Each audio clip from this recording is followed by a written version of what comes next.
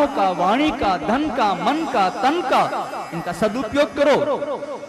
इनका सदुपयोग करोगे तो मृत्यु उज्जवल होगी। प्रतिक्षण जो प्रभु से प्रेम करता है, प्रतिपल जो प्रभु का स्मरण करता है, उसी की मृत्यु सुधरती है, उसी की मृत्यु उजागर होती है।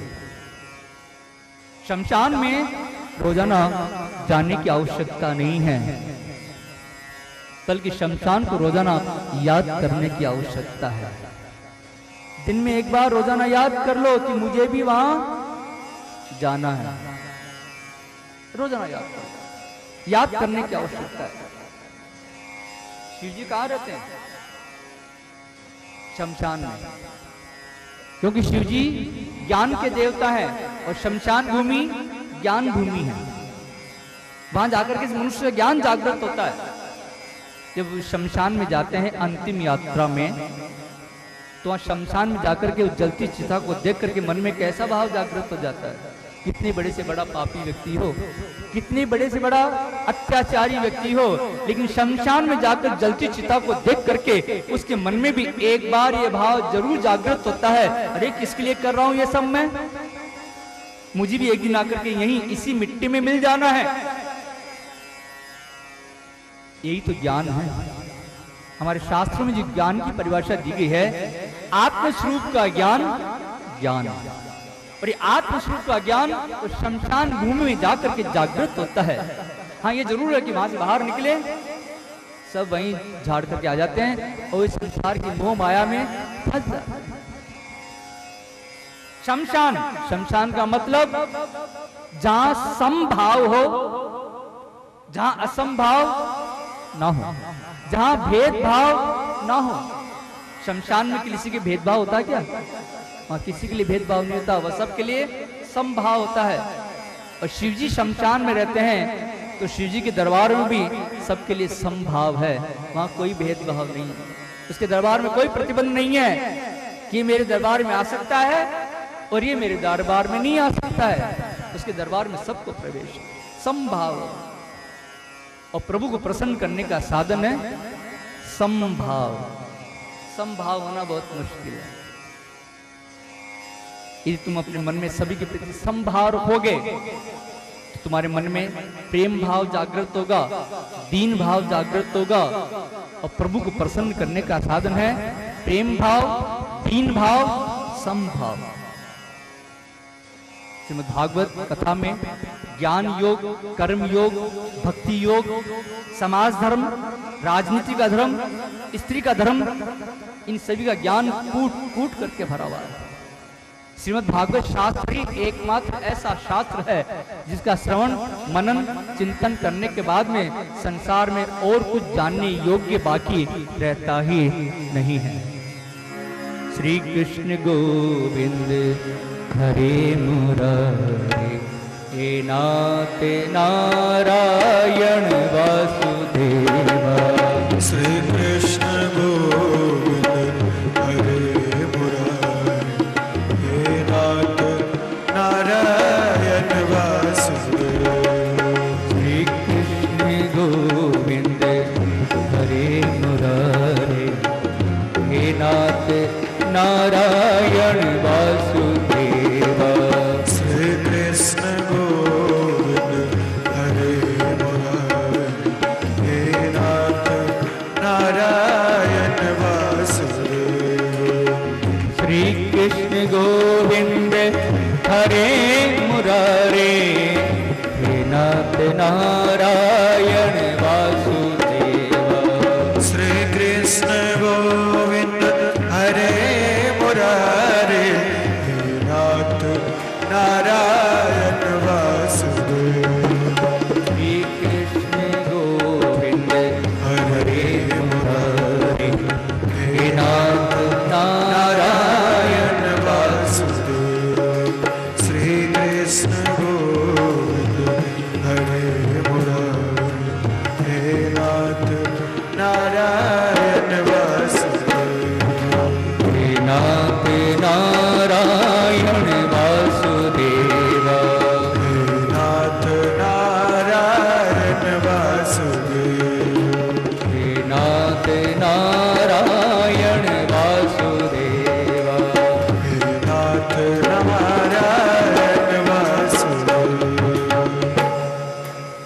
व्यास जी के आश्रम पर गणेश जी महाराज प्रकट हुए।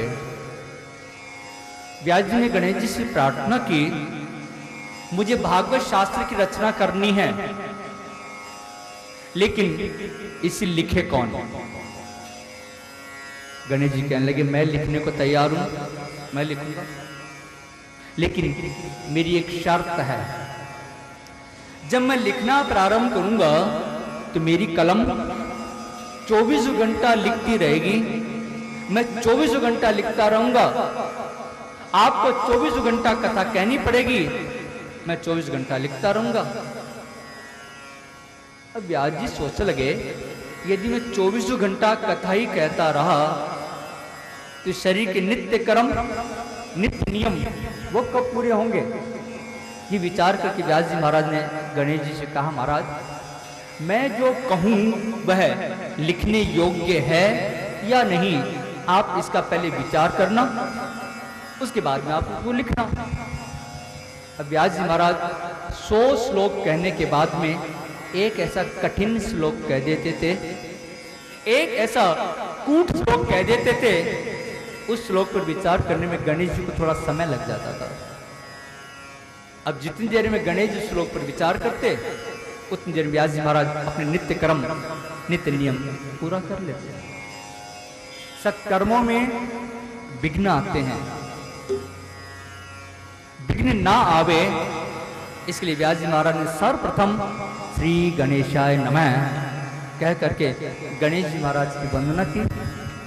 इसके बाद सरस्वती की वंदना करते हैं। सरस्वती की कृपा से मनुष्य में समझ आती है।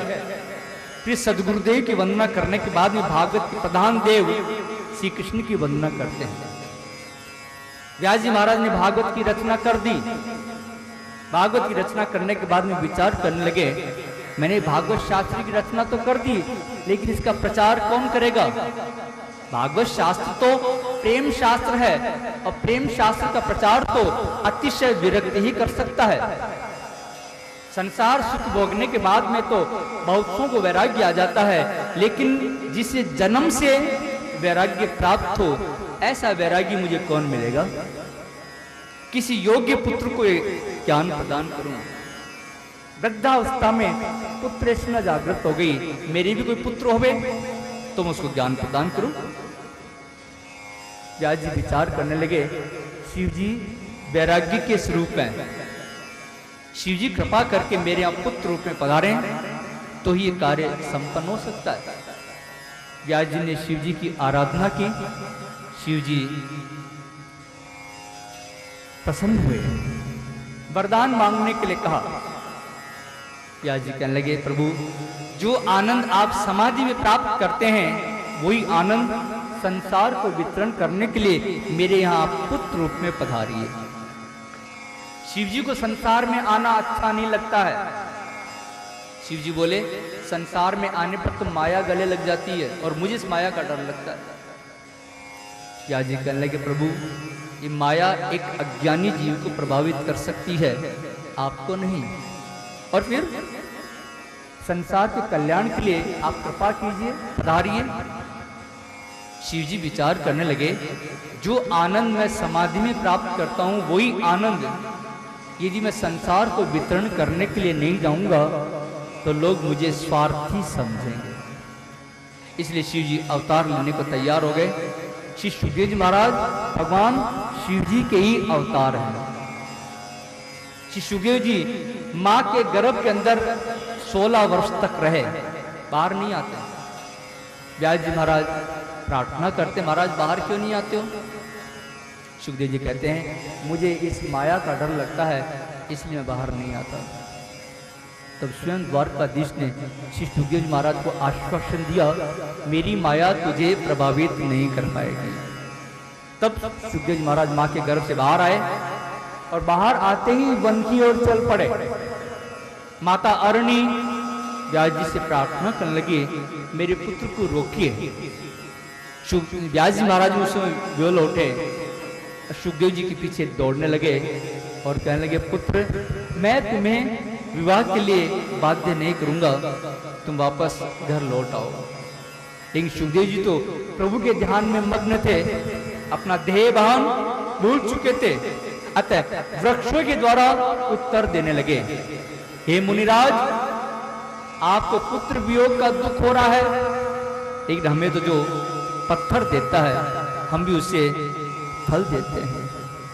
जो हमें पत्थर मारता है उसको भी हम फल देते हैं।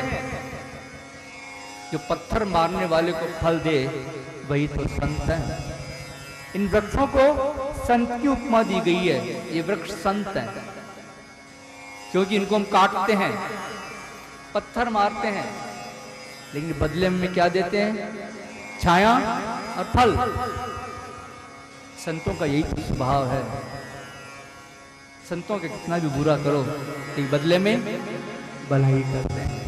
तो स्वामी ने मानस में कहा है, उमा संति की ही बड़ाई, उमा संत की है बड़ाई, उमा संति की ही बड़ाई, उमा संत की है बड़ाई, बंदे करती जो करही भलाई, बंद करत जो करई भलाई, बंद करत जो करई भलाई। उमा संत की यही बड़ाई, मंद करत जो करही भलाई।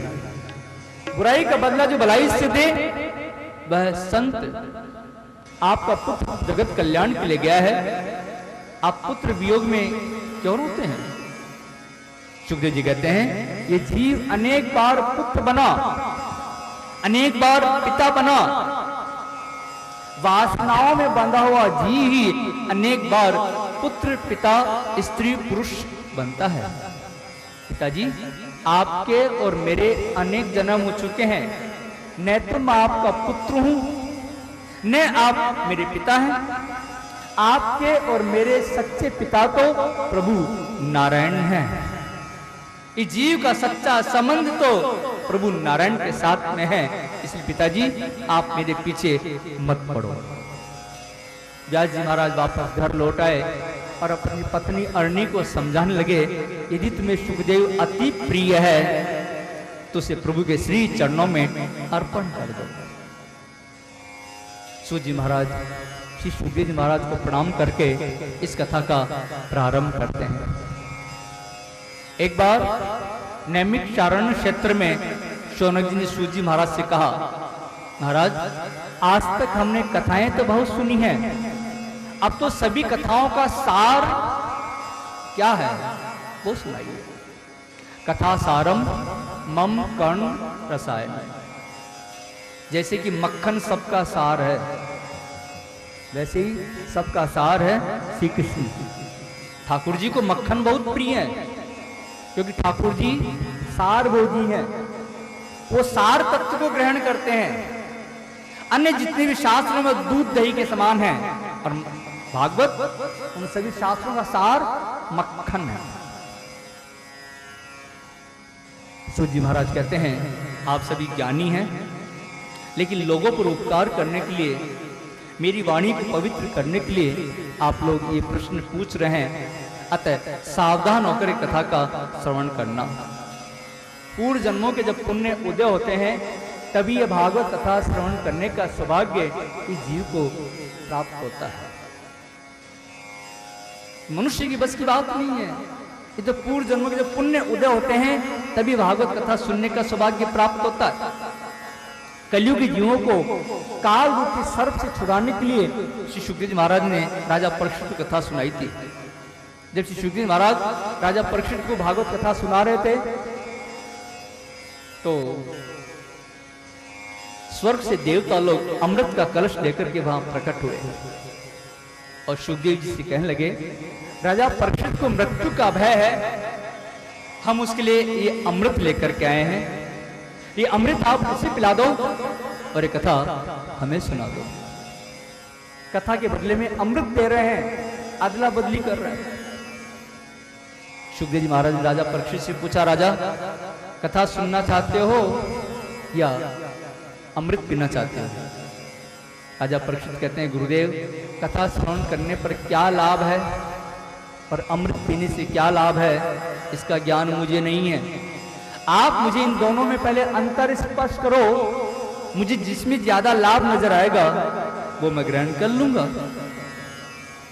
सुखदेव जी कहते हैं कि राजन, स्वर्ग का अमृत पीने पर तुम स्वर्ग में तो चले जाओगे, स्वर्ग के सुख तुम्हें मिल जाएंगे, लेकिन सुख दुख मिश्रित है। सुख के साथ अब दुख जुड़ा हुआ है, जैसे रात और दिन इनका जोड़ा है, लाभ और हानि इनका जोड़ा है, स्त्री और पुरुष इसका जोड़ा है, ऐसे सुख और दुख का भी जोड़ा है। सुख मिला है तो दुख भी मिलेगा, रात हुई तो दिन भी होगा, दुख मिला है तो सुख भी मिलेगा, क्योंकि उनका जोड़ा है दोनों का। तो स्वर्ग का अमृत पीने पर तुम्हें सुख तो मिल जाएंगे, लेकिन वो दुख मिश्रित है। स्वर्ग का अमृत पीने पर तुम्हारे पुण्यों का नाश हो जाएगा, लेकिन पापों का नाश नहीं हो पाएगा। और जब तुम्हारे पुण्यों का नाश हो जाएगा तो तुम्हें वापस इसी मृत्यु लोक में आना पड़ेगा। लेकिन कथामृत का पान करने पर तुम्हारे पापों का नाश हो जाएगा, और पापों का नाश हो जाएगा तो जन्म मृत्यु के चक्कर से सदा सर्वदा के लिए मुक्ति मिल जाएगी। राजा परीक्षित कहते हैं, गुरुदेव मुझे अमृत नहीं पीना, क्योंकि अमृत पीने पर तो वापस वही जन्म मृत्यु के चक्कर में मैं घूमता रहूंगा। मुझे तो कथामृत का पान कराओ, ताकि जन्म मृत्यु के चक्कर से सदा सर्वदा के लिए मुझे मुक्ति मिल जाए। 7 दिन में ज्ञान वैराग्य को जागृत करने के लिए भागवत की कथा है। ज्ञान वैराग्य हमारे अंदर हैं, लेकिन वो सोए हुए हैं। उस सोए ज्ञान वैराग्य को जगाने के लिए भागवत कथा है। इस कथा का माध्यम एक बार सनत कुमारों ने नारद जी को सुनाया था।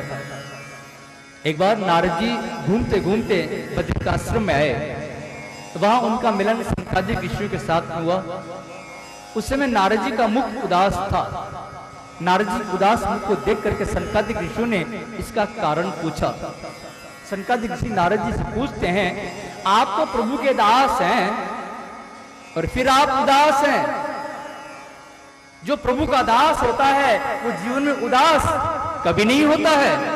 आप प्रभु के दास और फिर आप उदास, इसका क्या कारण है? नारद जी कहते हैं, मैंने अनेक स्थानों का भ्रमण किया, लेकिन मुझे कहीं भी शांति नजर नहीं आई। इस जगत में सत्य, तप, दया, दान, धर्म, पवित्रता कहीं भी दिखाई नहीं देती है। नीति का कहीं दर्शन नहीं होता है। ज्ञान को और अन्न को बेचा जाने लगा है, इसलिए धरती माता ने अन्न को अपने पेट में समेट लिया है। इस प्रकार मुझे संसार में कहीं भी शांति नजर नहीं